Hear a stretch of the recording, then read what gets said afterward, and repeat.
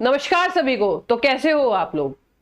अक्सर आपने ऐसा सुना होगा कि कोई लड़का था लड़की बन गया और लड़की था लड़का बन गया।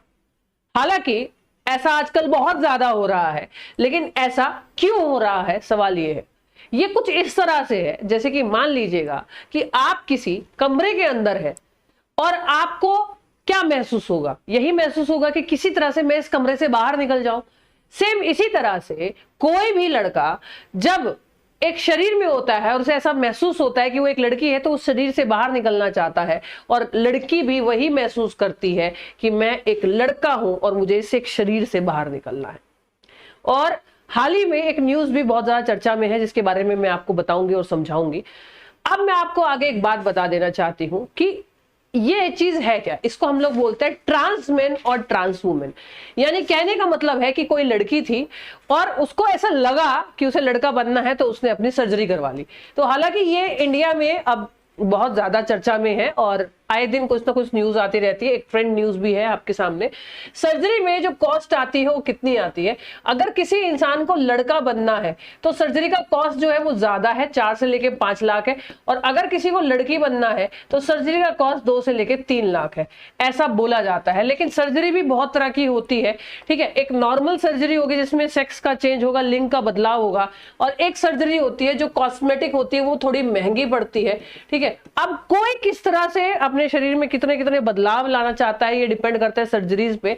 यहां पे कम से कम ये सर्जरी परफॉर्म करने में कम से कम 2 साल तो लगते हैं। कंप्लीट सर्जरी, कंप्लीट बदलाव आने में कम से कम 2 साल लग जाते हैं। लेकिन क्या अगर इस लड़की को लड़का बनना था तो ये सीधा डॉक्टर के पास गया और आपका या किसी का भी सेक्स चेंज हो सकता है? ऐसा बिल्कुल नहीं हो सकता, क्योंकि कई बार कुछ लोग थोड़े से मेंटल डिसऑर्डर से गुजर रहे होते हैं और उन्हें ऐसा महसूस होता है कि उन्हें अपना सेक्स चेंज कर लेना चाहिए। तो डायरेक्टली कभी भी डॉक्टर सीधा डोज या सर्जरी नहीं करता, पहले उनको साइकेट्रिस्ट के पास ले जाया जाता है। कई बार ये साइकेट्रिस्ट का सेशन 2 महीने चलता है, कई बार 6 महीने, कई बार इसको 1 साल लग जाता है। ये पेशेंट टू पेशेंट निर्भर करता है। जब साइकेट्रिस्ट हरी झंडी दिखा देता है कि हाँ ये पेशेंट अब सेक्स चेंज करने के लिए तैयार है, ये वाकई में ही अपना सेक्स चेंज कराना चाहता है, तब डॉक्टर्स जो होते हैं वो हार्मोन्स जो होते हैं वो उसके इंजेक्शंस जो है अप्लाई करते हैं। जैसे किसी को लड़का बनना है तो टेस्टोस्टेरोन हार्मोन दिया जाता है, और किसी को लड़की बनना है तो प्रोजेस्टेरोन लेवल की मात्रा को बढ़ाया जाता है। और इसी तरह से उनके शरीर में लड़की को दाढ़ी आना शुरू हो जाएगी, लड़कों के अंदर कुछ उनके चेंज होंगे। सबसे बड़ा चेंज इनके जो हार्मोन्स जो इनके अंदर अप्लाई किए जाते हैं, आवाज में इनके बदलाव आना शुरू हो जाएगा। अब बात यह है कि 2011 की गणना में पता चला कि ऐसे बहुत सारे लोग हैं जो अपने सेक्स को चेंज कराना चाहते हैं, या अब तक उनको परफेक्टली पता ही नहीं है। अब ये सब आते किसमें, LGBTQ में भी आती है ये सब चीजें। इसके ऊपर मैंने एक वीडियो बना रखी है।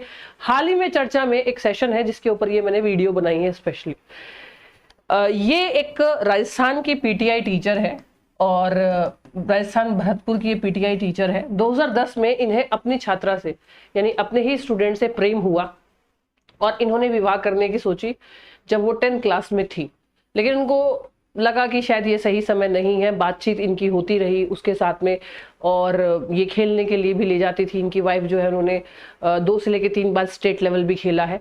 उसके बाद हुआ क्या, उसके बाद हुआ ये कि शायद इनको ऐसा लगा कि 2 लड़कियों की शादी जो है वो समाज या परिवार एक्सेप्ट ना करे, तो इन्होंने अपना सेक्स चेंज करवाने की ठानी। और जब ये अपना सेक्स चेंज करवाने के सेशन में लगभग 2019 से लेकर 2021 तक इन्होंने सेक्स, मतलब इनकी पूरी प्रक्रिया जो माना जाता है 2019 से लेकर 2021 तक चली।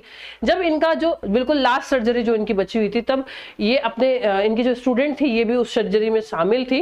तब इन्होंने प्रपोज किया या बताया कि मैं तुमसे शादी करना चाहता हूं, तो क्या तुम मुझसे शादी करोगी। तो इस लड़की ने कहा कि अगर मतलब आप लड़की ही रहते तब भी मैं आपसे ही शादी करती, और आप तो मैं करूंगी ही करूंगी, आप निश्चित रहिए इस चीज से। और उसके बाद इन दोनों ने शादी कर ली। तो पहले ये लड़की थे, अब ये लड़का बन गए। तो ये सब चीजें सर्जरी के थ्रू परफॉर्म होती है। और ऐसा क्यों होता है कि लोग महसूस करते हैं कि मैं लड़की हूं, लड़का हूं। ये कहीं ना कहीं ऐसा भी माना जाता है कि टेस्टोस्टेरोन हार्मोन के लेवल के बढ़ने से या प्रोजेस्टेरोन लेवल के बढ़ने से, जो सेक्स हार्मोन्स होते हैं उनके इम्बैलेंस से भी ऐसा होता है। लेकिन ऐसा अभी कंप्लीटली पूरी तरह से नहीं माना जाता। मतलब इसका कोई अपने पास में पुख्ता सबूत नहीं है। अगर अगला क्वेश्चन जो आता है लोगों का ये आता है कि क्या ये माँ बाप बन सकते हैं? बिल्कुल बन सकते हैं माँ बाप, लेकिन थर्ड सेकंड अदर प्रोसेस से, नेचुरल प्रोसेस से कभी भी माँ बाप नहीं बन सकते। उसका एक सबसे बड़ा कारण है, जितने भी ट्रांस होते हैं, जितने भी मतलब जिनका ट्रांसफॉर्मेशन होता है, कारण ये है कि जो कोई महिला बनेगी, अगर ये कोई महिला बनी है तो इनके पास में यूट्रस नहीं होता जो प्राकृतिक रूप में होना चाहिए, तो इसलिए ये माँ नहीं बन सकती चेंज होने के बाद। और अगर कोई लड़का बन गया है तो उनके अंदर स्पर्म, शुक्राणु का निर्माण नहीं होता, जिसकी वजह से किसी प्रकार से पिता नहीं बन सकते। तो ये माँ बाप तो बन सकते हैं, लेकिन सेकंड थर्ड फैक्टर से बन सकते हैं।